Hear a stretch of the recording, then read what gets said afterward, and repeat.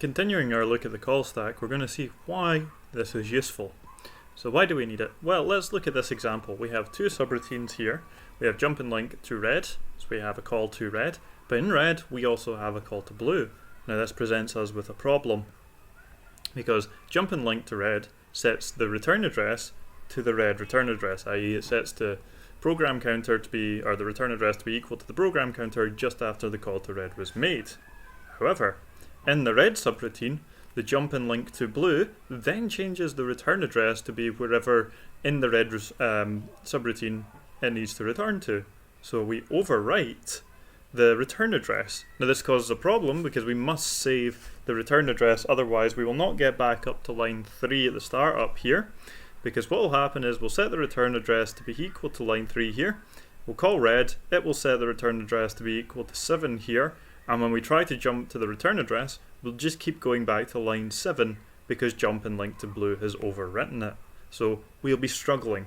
Now, this is even more of a difficult problem because red can't use a preserved register because it must preserve it. So registers like the S registers and whatnot, or RA, it can't change them because it needs to preserve them. So we can't use any of those ones. Also, we can't use a caller saved register because blue might trash it. So if we use like A0 or T0, those registers are not reserved for it to be used. Well, it can be trashed by other subroutines. So we have a problem. We can't just store it in one of our usual registers. So what do? Well, we use the stack.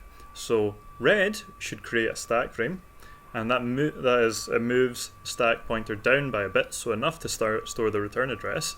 So we change the stack pointer by decrementing it, or saying -4 so that we have space for a word, and then storing that return address in the stack frame.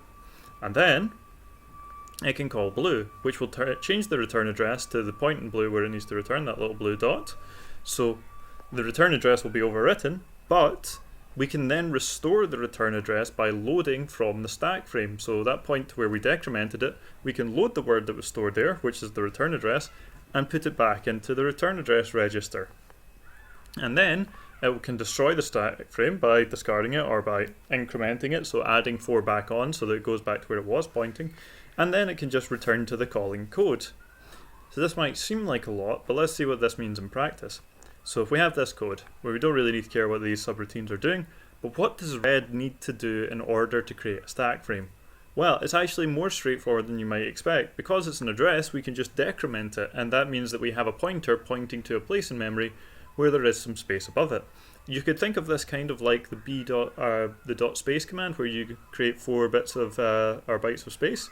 But here we're adding -4 to the stack pointer to move it downwards, because remember the stack pointer grows downwards.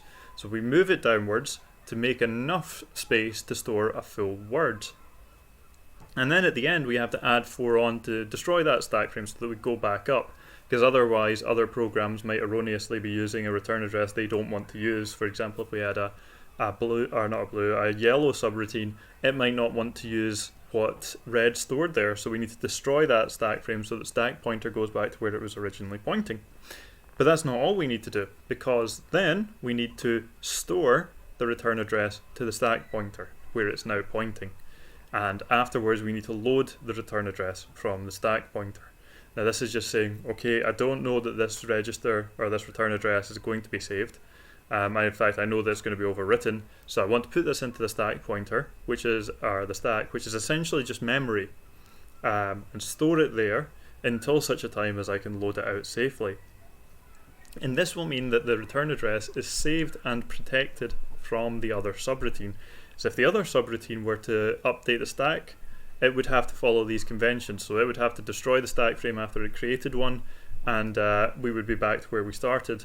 So it's very important that you follow these conventions of creating and destroying the stack frame, because we need this to happen on both ends so that it cancels out overall. But let's have a look at what we should save in a stack frame. So preserved registers that we need to save the value of. If we're going to be saving things that we need to keep for the caller, then we need to somewhere to put them. If we don't have enough space, then we might put them in the stack frame. Or if we're calling another subroutine, we might put them in the stack frame to save them so they're not trashed. We can't put SP in there though, because this is preserved by the incrementing and decrementing. That's the key to making this work properly. So you don't need to store the stack pointer in the stack frame, you just need to make sure that you do the incrementing and decrementing in a proper way.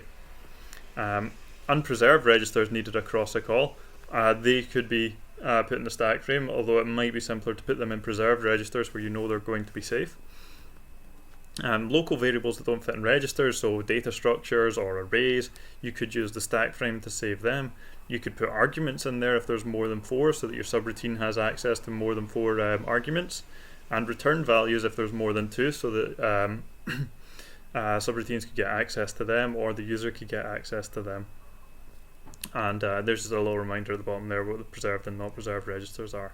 But I hope this makes sense. The key idea is that we can use the stack frame for storage, and another key takeaway is that we increment or we decrement to free up the space, and then we increment to cancel that out.